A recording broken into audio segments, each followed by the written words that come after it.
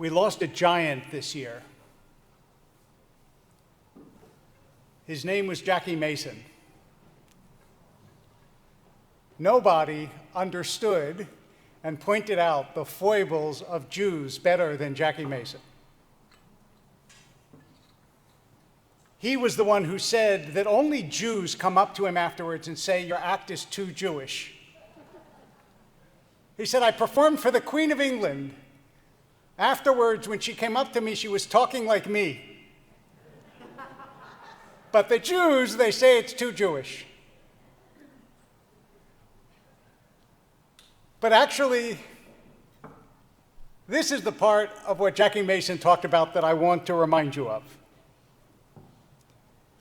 He said, "When I drive around the city with any Jew, this is what happens. They start to point at the buildings and say, 'I almost bought that. I bought that, but I sold it too quickly. They cheated me out of that one. I would have had that one. I was going to buy that one. I would have had the whole row. I didn't buy the one in the middle.'" Nobody does real estate regret like the Jews.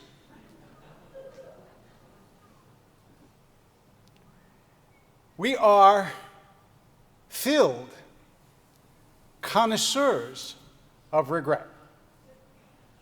Not just about buildings, but about other things too. And the truth is that Yom Kippur is the holiday of regret. When we think about the things we did that we wished we hadn't done, the things that we didn't do that we wish we had done.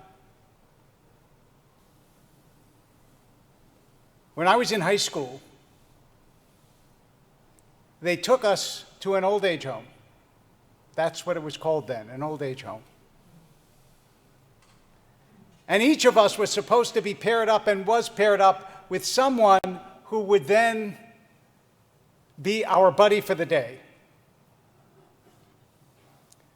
And I remember that I was paired with a man whose name I remember as Irv Fox.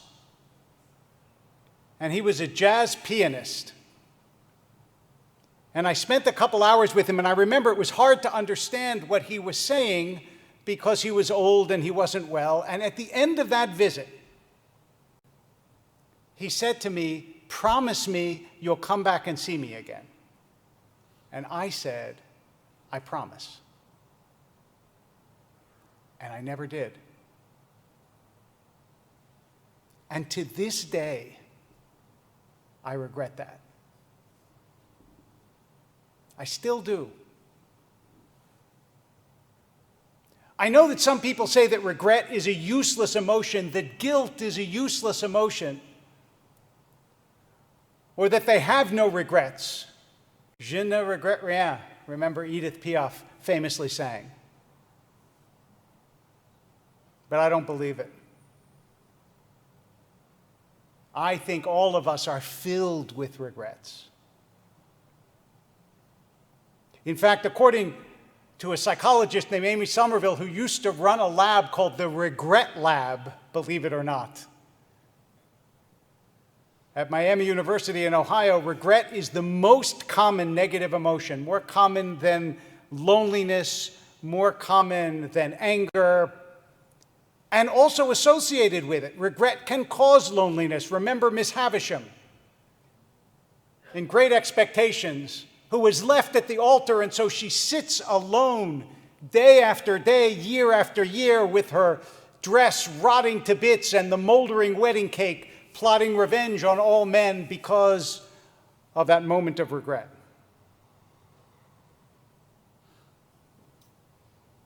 But according to our own tradition, regret is important and not useless and not purely destructive. In fact, on this day, in his laws of tshuva, of repentance, Maimonides says you have to experience and express regret. Not just feel it, but say it. Now, I know that some people will say that they regret the things they didn't do and not the things they did, and the truth is, you regret both. Sometimes you regret the things that you didn't do because they're shaped by imagination. And so you can make them perfect. Had I bought that building, I wouldn't have had any trouble at all. Would have made a fortune. Whereas the things that you do are very specific.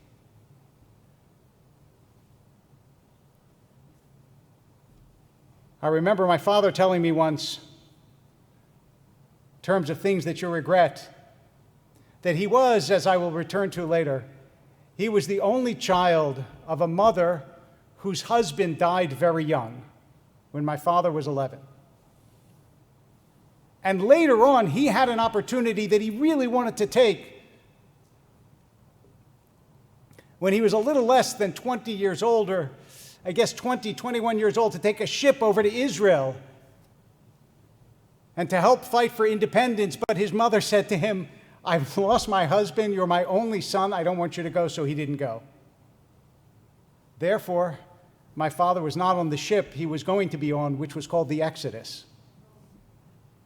He could have been in a movie. But who knows what the right decision was. You tend to regret, by the way, only things that actually are possible. I don't regret not having been an NFL linebacker, because I don't really have the physique for it. Even if you're watching at home and seeing me on a very, very big screen, believe me, I have the physique of a chess player.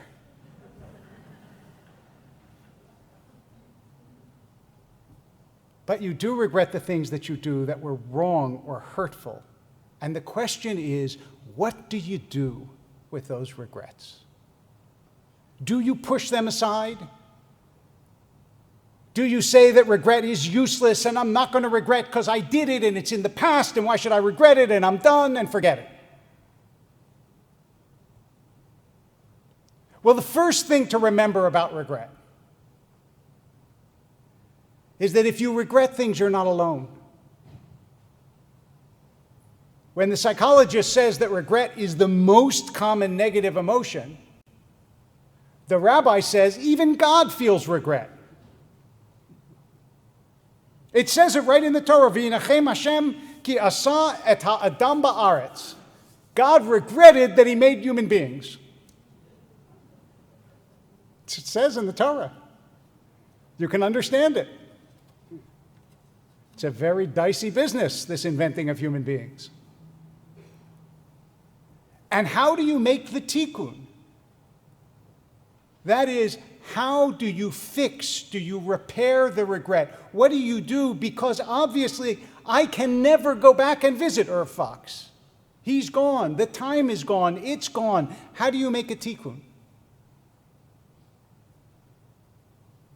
Well, one thing I will tell you is many people have been visited because of Irv Fox. There are a lot of times when I've thought to myself, do you need to go? And I think of Irv Fox. And I think, if you don't go, that might be another regret. And then there is another strategy. And this we see from the greatest moment of regret in the history of the Jewish people. Moses goes up to the mountain. He gets the 10 Commandments from God. And unbeknownst to him, down at the bottom of the mountain, the children of Israel are worshiping the golden calf. So he comes down and he sees the calf and he smashes the tablets and he rebukes the people, and it's like a carnival of regret. God regrets, Moses regrets, the people regret. So what do? Does Moses say, you know what? It's over, let's forget about it. You made a calf, the calf is done, let's move on. No. Moses takes the symbol of regret, the broken tablets, and the rabbis tell us, luchot v'shivrei luchot munachim ba'aron. The intact tablets and the broken tablets were carried together in the ark. You carry your regrets with you because that's how you remember.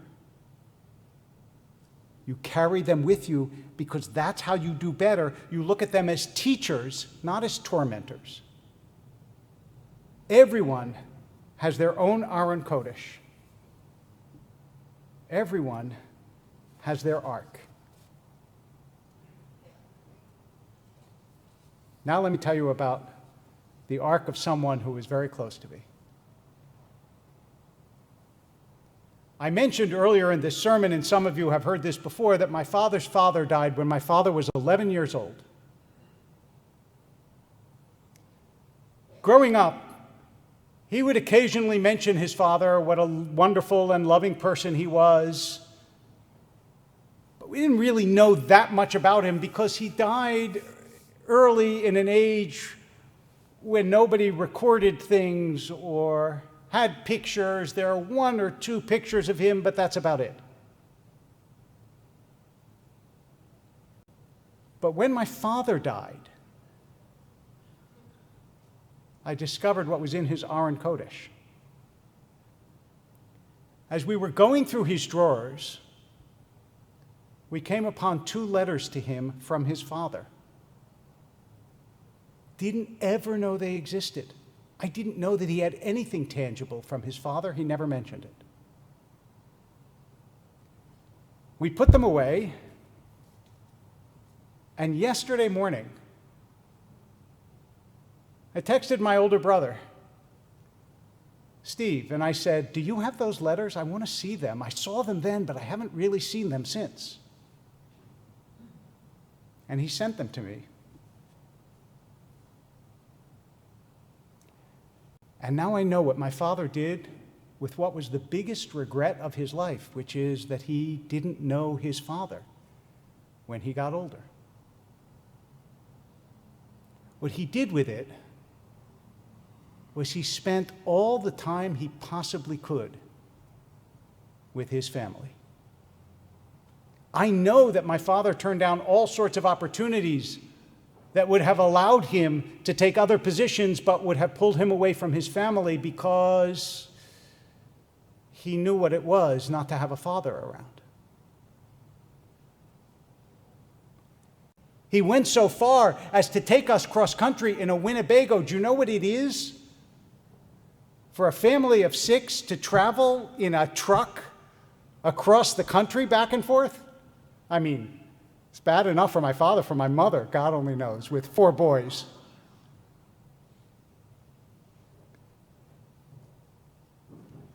But when I read the letters, I saw why.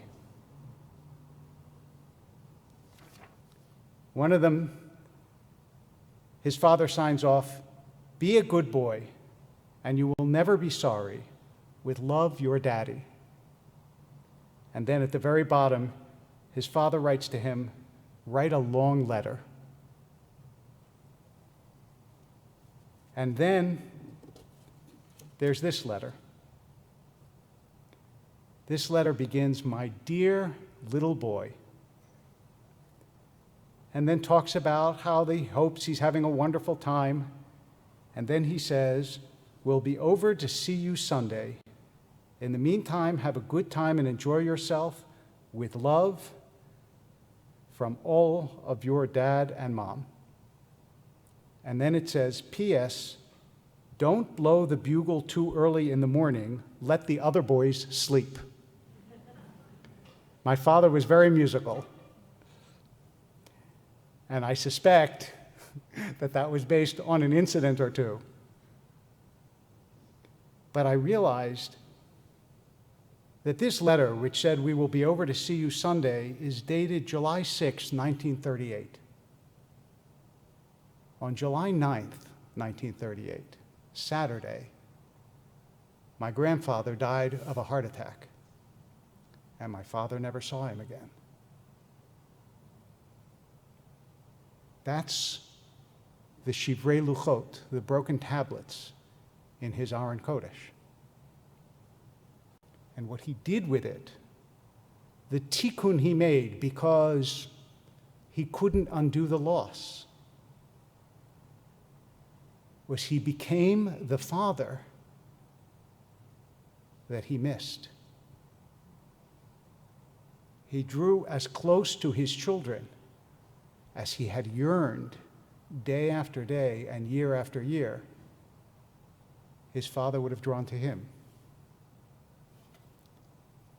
My dear little boy, be a good boy, and you'll never be sorry. There is so much love in these brief expressions that I can only imagine how much my father missed. Or maybe I don't have to imagine it, because I know how much he gave.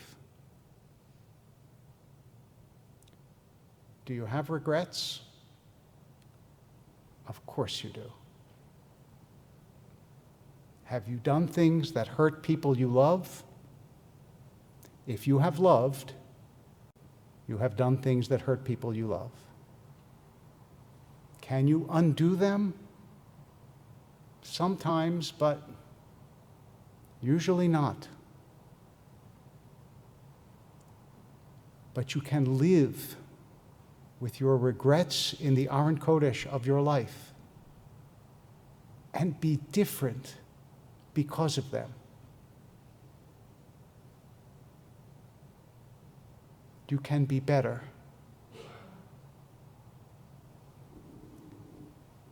You can carry the love around that you received and create the love that you did not receive. Luchot v'shivrei luchot, munachim ba'aron. Our wholeness and our brokenness we carry with us. As we carry it into a new year, may we turn all of our regrets into love. Shana Tova.